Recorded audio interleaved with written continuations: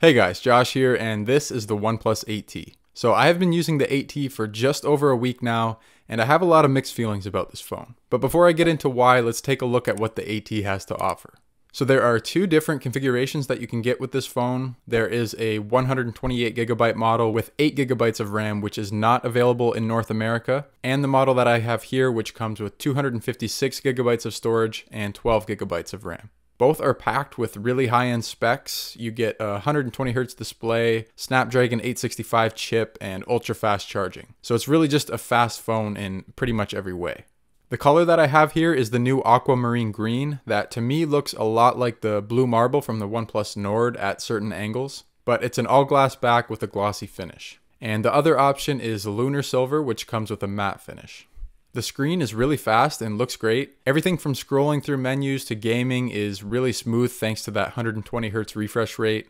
One tip I would give you with the display is to change the screen calibration to natural, as the vivid setting tends to oversaturate things. This will make videos and photos look more like what you would see on a higher end laptop or TV screen. It's also a flat panel, so the screen doesn't curve over the edges like we see on a lot of other flagship smartphones. It might look a little bit less premium, but flat displays are generally better. You also get that camera cutout at the top left for the 16-megapixel selfie camera. Next up is performance. So for those of you who care about benchmarks, I did some tests using Geekbench. For CPU performance, the 8T ran a single core score of 877 and a multi-core score of 3103. And for the graphics, it had an OpenCL score of 3126. But benchmarks aside, I had no issues with performance on the OnePlus 8T. Opening and closing apps happens really fast. Some apps like the camera and some games do take a bit longer to load, but nothing too bad.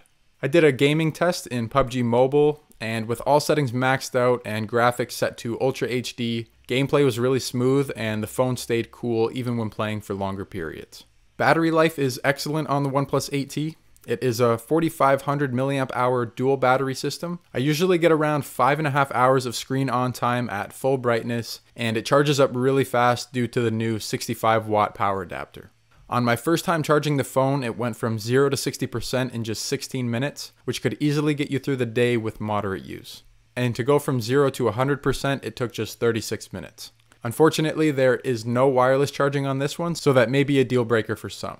There is a quad camera setup on the back that comes with a 48 megapixel main camera, a 16 megapixel ultra wide, a 5 megapixel macro lens, and a 2 megapixel monochrome sensor. Looking at daylight images from the OnePlus 8T, the photos from the 48 megapixel main camera are usually very good. Color reproduction is on point and it has good dynamic range. In lower lighting conditions, the main camera does still keep a lot of detail, but the noise reduction is pushed just a bit too far and the colors are not as accurate.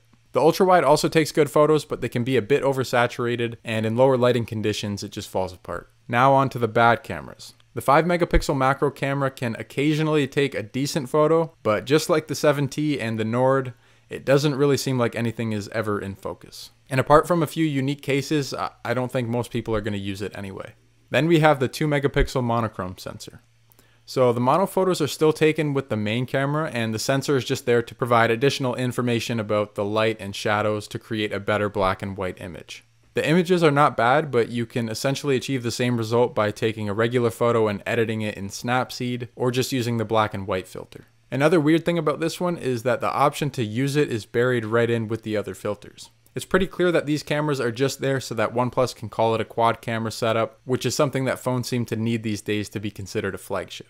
So the question is, should you purchase one? And the answer depends on what you need in a smartphone. The OnePlus 8T comes priced at $750, and that's for the 12GB of RAM and 256 gigs of storage model. So $150 less than the same spec OnePlus 8 Pro, and $50 more than the same spec OnePlus 8.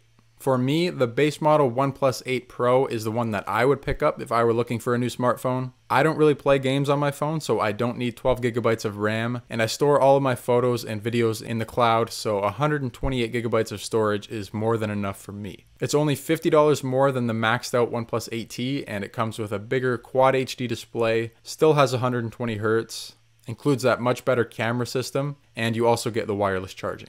But if having a flat display and that ultra fast charging is really important to you, then the OnePlus 8T might be the best choice for you. Anyway, that wraps up this video. I hope you enjoyed watching, and if you did, then be sure to smash that like button. And if you want to see more videos like this, then make sure to subscribe to the channel. And as always, thank you for watching, and I'll see you in the next video.